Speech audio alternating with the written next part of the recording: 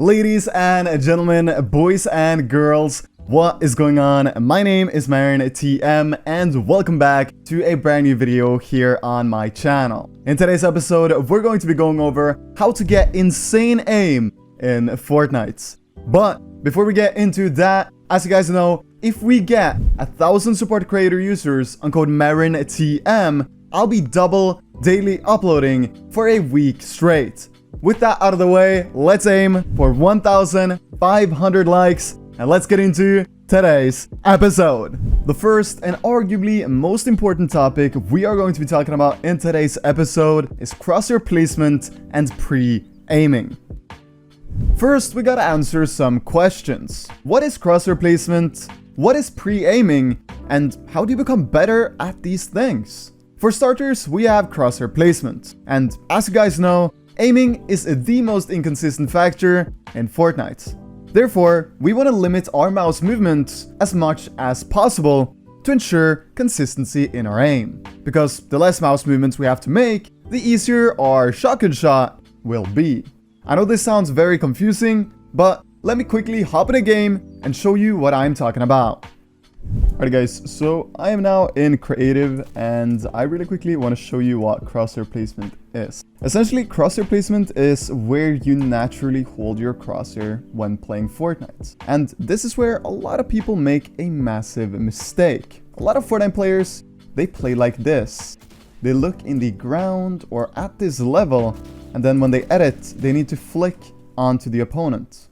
This makes your shot, if you're one of the players that has crosshair placement like this, much harder to hit than, for example, if you hold your crosshair at this level.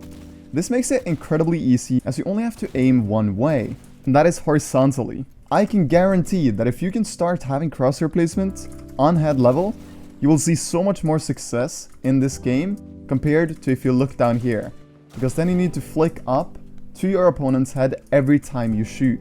And this creates for unnecessary mouse movements. Pre-aiming and crosshair placement go hand in hand. Crosshair placement is where you generally hold your crosshair when just playing the game. Pre-aiming is when you know where an opponent is and you pre-aim, for instance, around a corner like a wall like this. A lot of players when pre-aiming have very bad crosshair placement. But if you know this opponent is here, there is absolutely no reason you shouldn't have your crosshair at his head before you turn the corner. If you have your crosshair down here, then turn a corner and then flick up, you are doing something seriously wrong, and this could potentially be costing you very good tournament results. So how do you practice and become better at both crosshair placement and pre-aiming? Well, there is only one way to become better at it, and that is simply thinking about both of them when playing. Actively think when fighting, I'm going to have good crosshair placement in this fight. Because trust me, your aim will become so much better, and as a result of that, you will perform a ton better in tournaments as well.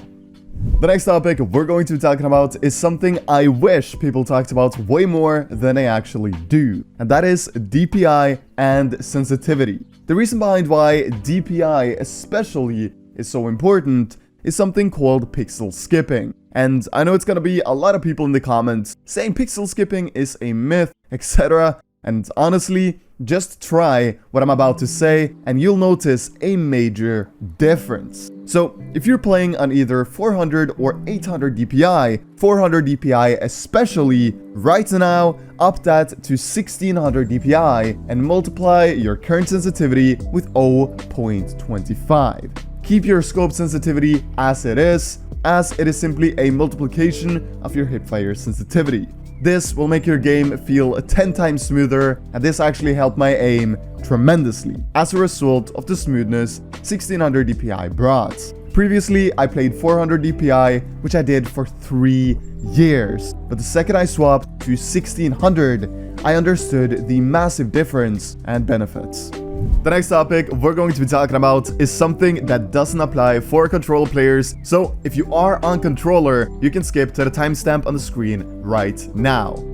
The next topic is nothing else than mouse grips, and here is where a lot of YouTubers make a massive mistake in their tips. They say, do whatever's comfortable with your mouse grip, but if this was true, everyone would be laying on their couch chilling and playing Fortnite. But of course, as we know, that is nowhere near optimal and will not make you play to the best of your ability. So when talking about mouse grips and aiming, a lot of people say that fingertip grip is the best mouse grip for aiming. However, I do not necessarily agree with that statement, as some of us have multiple years of experience with, for example, palm grip. And what I'm going to be talking about in this video is how tight you hold your mouse when aiming. Because when I first learned about this, my aim instantly improved. What I'm talking about here is holding a loose grip on your mouse when aiming.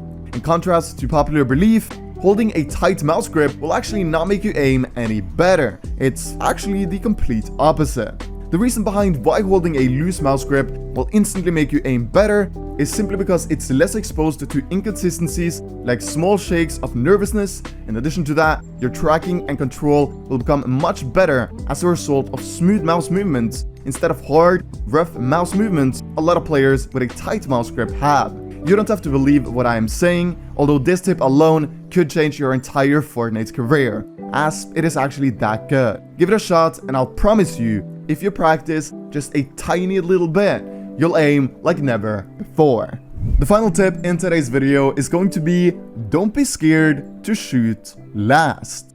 So a lot of you guys might be thinking, what do you mean? Well, let me explain. Let's say you find yourself in a box with another opponent. Most players that aren't at a high level will think, shoot, because if you don't shoot, you'll die, right? Well, however obvious this might sound, guys, take your time, focus on hitting an easy shot. Line your crosshair up and don't shoot before you're ready to take that shot. Because often, you only get one shot before you potentially die. And this is something that pro players are so incredibly good at. Even if Mongrel gets completely eddy-coursed and full-pieced, he still remains calm, and more often than not, Mongrel will hit the max damage bailout pump. And this isn't lucky, this is all just a part of the game, staying cool even in stressful situations. I know it's a basic and short tip, but don't be scared to take the shot after your opponent. Guys, that is going to wrap up today's video. I have a Kovacs routine video scheduled for next week on Monday. However, if enough people say they want it sooner, I'll post it on this Wednesday. The Kovacs routines in that video have completely changed my aim for the better, and they are by far the best routines ever posted on YouTube. And other than that, guys, I just want to say that this time, you have my word that I'll be daily uploading for the foreseeable future. So, stay tuned for all of that. I really want to help as many players as I can achieve their goals in Fortnite, and with this channel, I feel like I can. Guys, my name is Marin TM. Stay safe and take care.